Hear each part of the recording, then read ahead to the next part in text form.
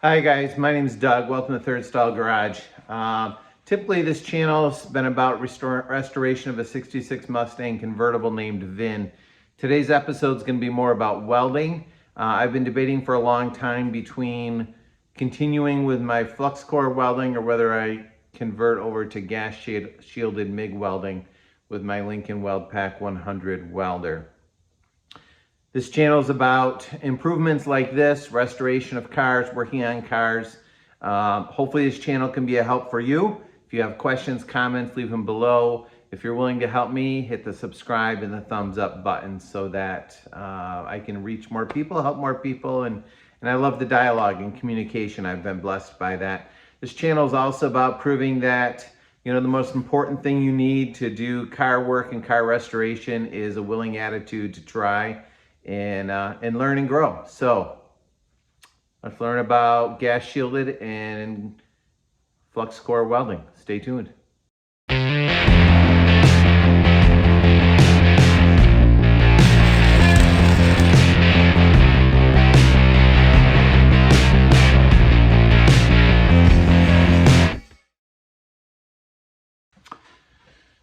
I've had this welder for probably about 25 years.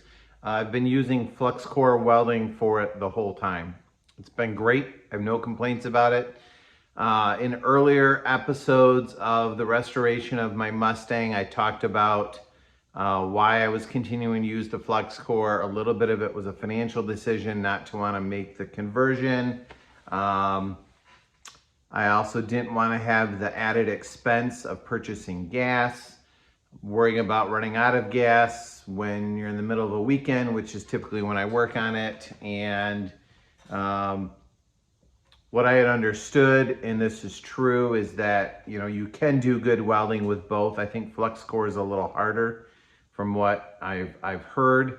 Flux core is also quite a bit messier. You get a lot of weld spatter, little globules, little BBs flying all over. So you got more cleanup to do afterwards.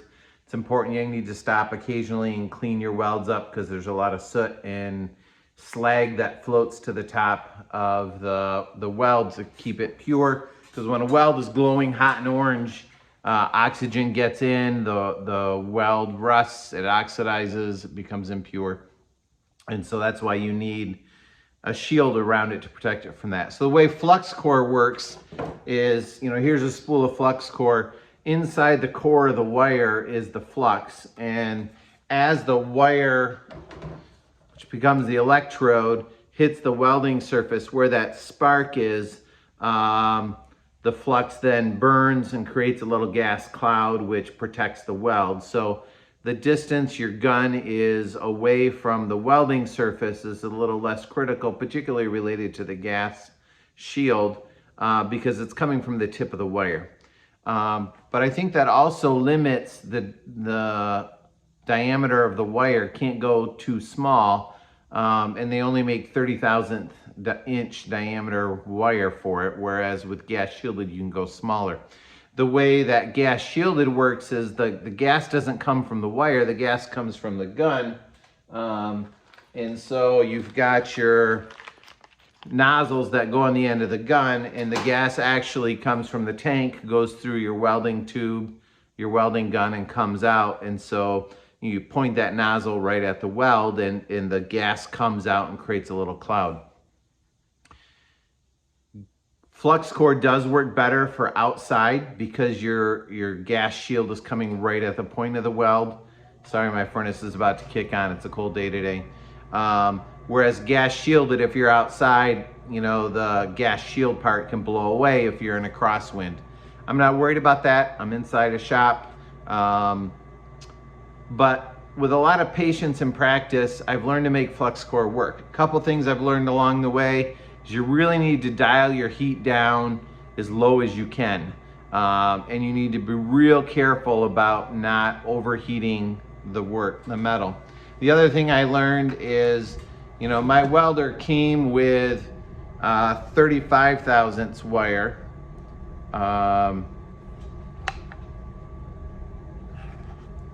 35 thousandths diameter wire, which is 0.9 millimeter. I ended up switching to 30 thousandths diameter wire, which is 0.8 millimeter. Sorry about the furnace. But 30 thousandths diameter is the smallest diameter that you can get. With gas shielded, you can go a little bit smaller.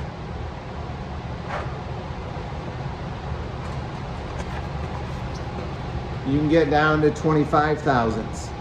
Now the advantage to going with a smaller wire is it takes less electricity to melt the wire. It takes less heat then to melt the wire, which doesn't matter if you're welding 1/8 inch diameter, cold rolled steel, angle iron, or thick steel like that. When you're trying to weld on a quarter panel or a fender or a cowl or something like that, you need to put as little heat in as possible so you don't warp the metal, or you can get disastrously worse. I'm not going to do a lot of demonstrations about the tube because there are tons of other videos. Fitzy is a good one to watch. He's got a great video on flux core versus wire welded. Because I'm done with a lot of the structural part of the car and I'm heading toward some more body work, and the more that I learn, the more I think that this conversion makes sense. As far as the costs go, what I originally thought is, I don't want to spend 50 bucks or whatever to refill a tank frequently. Is the more I ask people, the more I realize you don't fill the tank that often. For the amount of welding that I do, I don't think it's going to be that critical. But the other piece is that the wire's a whole lot cheaper. The wire's about half the cost as well. So you do spend more in gas, but you spend less in the wire that you buy. The long and the short of it is, gone 25 years with flux core. It served me just fine. I think that it may be worth the conversion to do thin sheet metal body work. And that's the advice that I've gotten. So let's figure out how we're going to convert this over. The conversion itself isn't really that difficult. You do need to make sure that your welder is capable for it. So take a look in your instruction manual, your operating instructions, look online, whatever. Most, simple, lower expensive 110, 120 volt welders came as MIG ready, or they came as flux core, but they do have the capability to convert to MIG. Really the only thing that means, if it's conversion ready, is that there are 2 electrodes on the panel that you can plug wires onto, little spade terminals. It'll give you a 110 volt signal to turn the gas solenoid on and off. And the other one is that where your welding gun attaches, there's a little brass nipple, a barbed fitting similar to this, to attach the gas tube to. The rest of it you'll have to purchase. That's pretty simple. The way the process works is you've got your gas tank. You can either fill that with 75-25, 75 argon, 25 CO2, which is the most common, most recommended way to go, slightly more expensive than straight CO2, or you could just use straight carbon dioxide. I don't have any experience with either of those, but from what I'm told, 75-25 mix, which I think they call C25, is a little bit better. You get a little bit less spatter, a little bit easier to use, slightly more expensive. There are people that use straight CO2 as well. I asked a bunch of people, most people use the 75-25, and that's what they recommend. I think that's a little bit of the industry standard. So you've got the tank. Attached to the tank, you'll need a regulator. The regulator takes the very high pressure tank, which can be a couple thousand PSI, and regulates it down to, approximately 10-15 PSI. And that then comes out a little barbed flow meter at the bottom at a low pressure. I know of some that run like 11-12 PSI, others run 15. But then you have this low pressure hose. So you need to get the tank, the regulator. The hose goes to a solenoid, a little gas valve, which is 110 volts. You plug that into your board, then you plug the other end of this into that little barbed fitting at the top of your gun. And I'll show you all of that put together. And that's as simple as it is. So when you press the trigger for your welding gun, this clicks on, the gas flows, it shields your weld. When you let go of it, the gas solenoid shuts off, possibly with a couple second delay. And then that's pretty simple. So I bought my stuff off Amazon pretty inexpensively. We'll see whether I regret that or not, instead of spending more money on it. But let me work on making this conversion. I'll show you how I did it when I'm done. So the welder is now set up. Went really smoothly. So tank is on the back of my cart, a couple chains around it. Regulator on the tank. The bottom of the flow measuring device is a barb fitting. I was able to get plastic tubing at Lowe's that I heated up with a heat gun. It was really hard to get it to force in there because this barb fitting was a little bit bigger than these barb fittings. But once it cooled, that thing is on there super tight. For the low pressure this is, I don't even need clamps on there. So the gas comes out of the tank, goes through the regulator into the flow meter, goes down through, and then I mounted this valve by just drilling a 1/2-inch diameter hole. And then when I ran the fitting into the body of the valve, it went through there, just measured. I needed a washer to fill that up. And then this became my mounting for the gas valve as well. The gas valve had 2 wires in it that are 120 volt AC signals. And they go off 2 spade terminals right in the back there. They're the 2 blue crimp-on connectors that my camera won't focus on. But you can see them right back there. The light is right behind them. So those get the 110 signal, turn the gas valve on. So then the gas flows through here. Make sure that the little arrow's pointing the right way. So you got the gas valve installed frontwards and backwards. Flows through here, across the top, and goes down and goes right into a barbed fitting right back here for where it goes into the welding gun. And then the gas comes out the end of the nozzle. Now I still have it set up for for gas flux welding. So your welder should have a diagram similar to this, where you'll see that there are 2 electrodes, positive on the top, negative on the bottom, when you're doing gasless flux core welding. If you're doing MIG welding, then you need to flip-flop those 2 little electrodes. And for me, it's these 2 right here. My outer one goes to the positive, which means I'm set up for gasless flux core welding. So I'm going to show you what that welding looks like. And then I'll flip those 2. I will switch the wire, because right now I have flux core wire in there, and then we'll try for the first time in my life to do MIG welding, just to show you that it works. The welder is on. I'm just going to pull the trigger. Wire's going to come out, but you can see that I've got, when I pull the trigger right now, you see the gas flow through, and then it pulls off when I let go of the trigger. Now I got about 3 inches of extra wire sticking out of there. It's a nice, neat, clean, simple operation. Took like $4 of plastic tubing at Lowe's.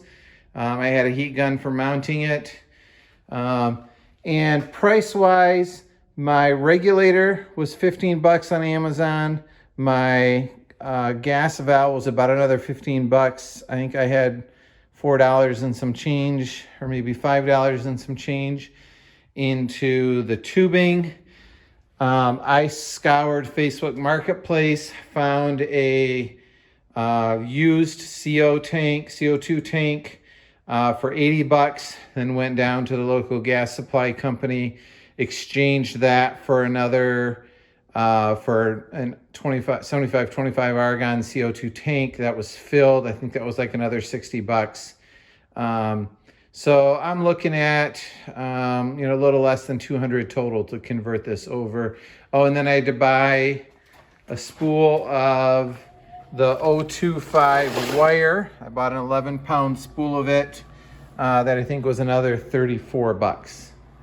So let's see how the welding goes.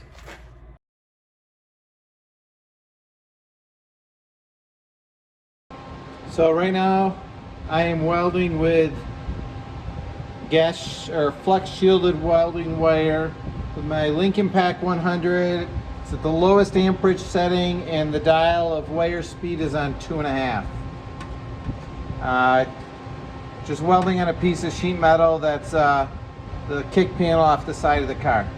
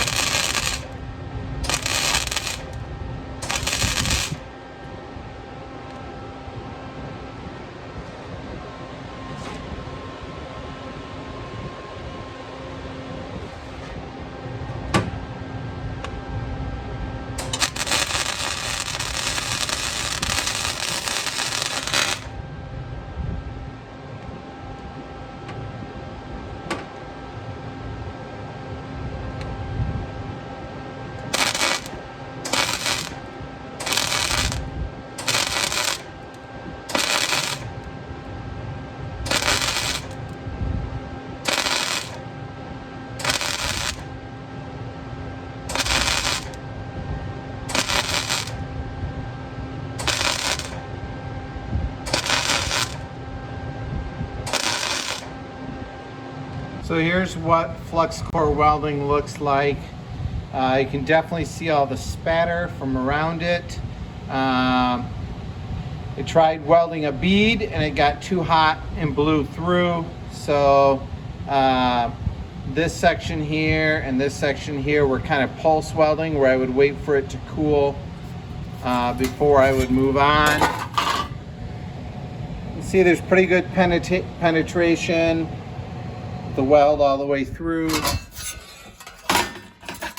Let me clean it up with a wire brush a second.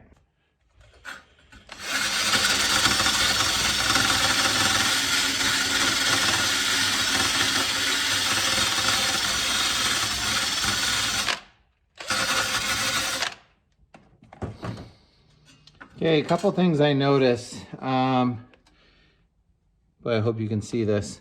You can definitely see the weld splatter that's on it. The height of the bead of weld was significantly taller at the beginning.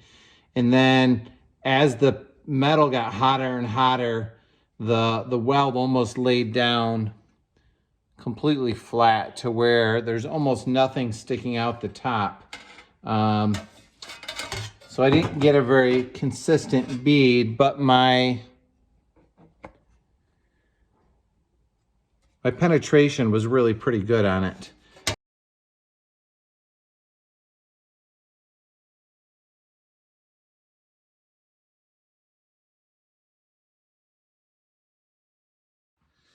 Okay, so I need to flip these two electrodes. Please unplug your welder before you do this. I would hope that the transformer is not energized, but don't take any chances. So simply unscrewing the wing nuts. Bottom one, put it where the top one is. Top one, put it where the bottom one is. This is not too difficult. You may be wondering, why do I have to reverse the polarities? Well, I can easily sum up for you everything that I know about that with this sentence.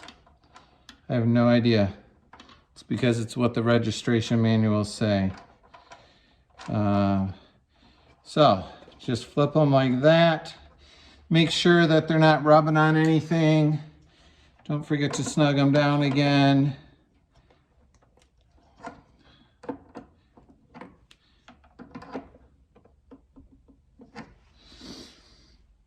All right, the next thing you need to do is swap out the spool of wire. So on mine, I'm gonna flip this down, which removes the pressure off of the feed wheel, the drive wheel. And then I'm just simply gonna pull all of the wire that's in the gun back onto the spool. As it gets close, I'm gonna grab onto it so that it doesn't come uncoiled on me like a giant slinky.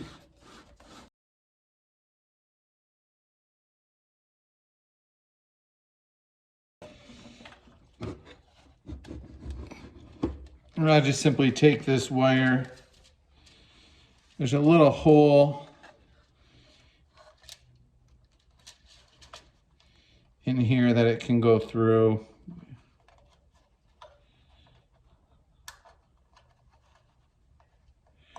And I'll set this aside for some other day. Before I put the new spool on, I needed to flip this drive roller. There's a set screw on the top of it that goes onto a flat in the shaft there. And then I took this drive roller off, turned it 180, slid it back on. It has a larger knurled or groove with teeth in it on the outside that works for the thicker wire. Then there's a thinner groove that's now on the inside. I aligned it with the feed hole of the cable on the inside. So I flipped that, tightened it back up. Now my new spool of wire goes on. My drive roller has a little button, I don't know, a little finger that sticks out there, which would go into this hole here. So I will make sure eventually that that gets lined up. Set my wheel on there for now. Hold on to the wire. I apologize if this is hard for you to see. It's hard for me to see.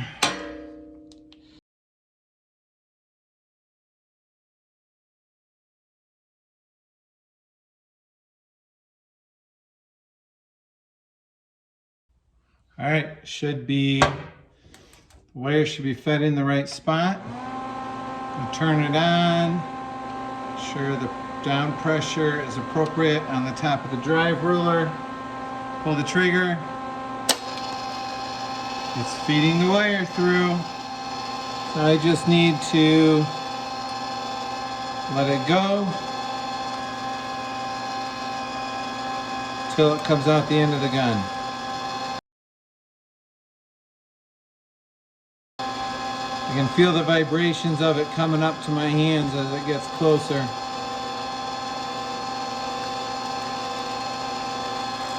Coming into the gun, there it is. Came out the end. All right, let's go over to the bench and talk about how the tip needs to be changed. Got a little extra wire sticking out that I don't need from when we fed it through. Snip that off. This outer plastic case just, ow, I'm bleeding again. That screws off, and then, I can't believe that. This tip, which is quite old, screws off as well. The end of that wire is pretty sharp. And then there's a brass nozzle inside here with a couple flats on it.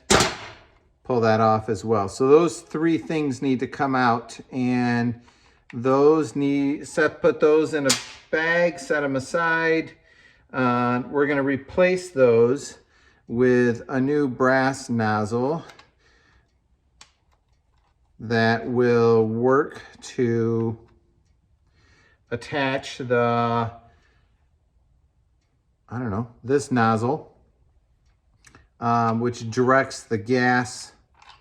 So the gas comes out these little holes on the side. Here you can see one.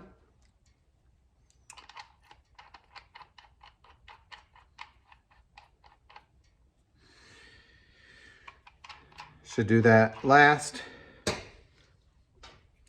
Then you need a little brass tip that goes on there. Now these little tips have a hole in the end that the wire comes out of, and that's sized to the particular wire. So this tip says 0.6 on it for 0.6 millimeter. And my wire just fits through there. So tighten that up. Try not to bleed on it. And the nozzle goes on the end.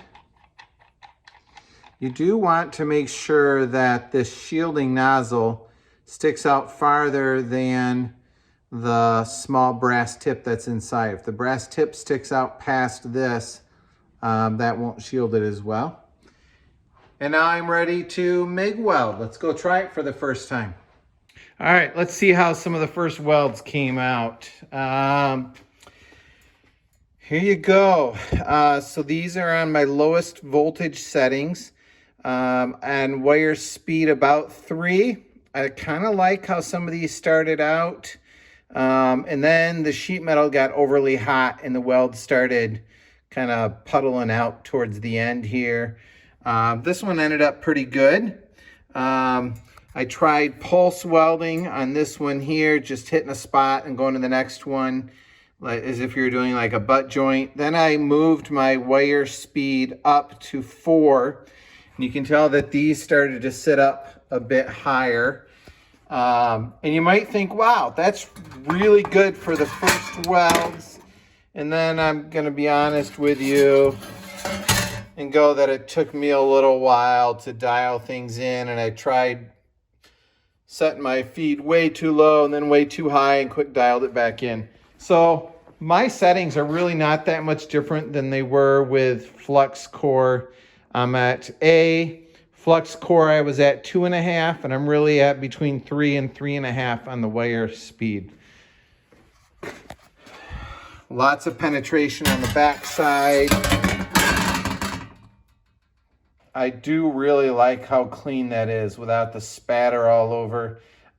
It's a darker, it's not nearly as bright. So I have some settings inside my welding helmet. I tried to turn that and adjust it as much as possible to not make it so dim.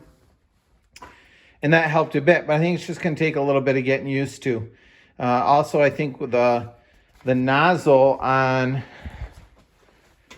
the welding gun is a lot bigger diameter at the tip, which just blocks a little bit more of your view, and you want to keep it, 3/8 to 1/2 inch away from the welding surface. So, learning curve, get to go through another learning curve. Overall, I am really happy with it. I encourage you to, if you're going to be doing a lot of body work, particularly thin metal body panels, to convert to gas shielded, I think that it is worth it. 2 thumbs up for this conversion.